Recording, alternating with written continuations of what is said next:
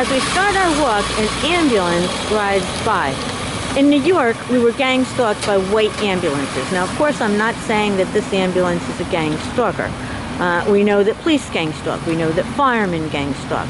I'm not saying that this ambulance is a gang stalker at all because I'm not a mind reader. I don't know its intention. But this is like the pattern in New York, where we would go down to the riverfront to take a walk, and an ambulance would park beside our car. We would go into Petco to buy something for a pet, and an ambulance would come in next.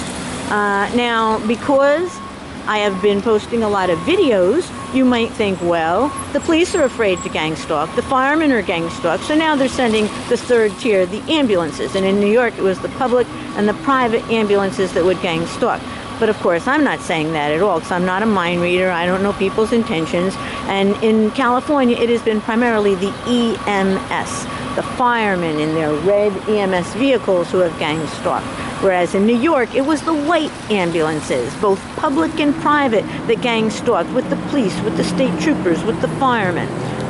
So I'm just pointing out that we just got out of our car. We just started our walk on this rainy night, staying close to an awning in case it starts raining and we have to go out. And an ambulance comes by, just letting you see what I see and asking for an investigation into government gang stalking.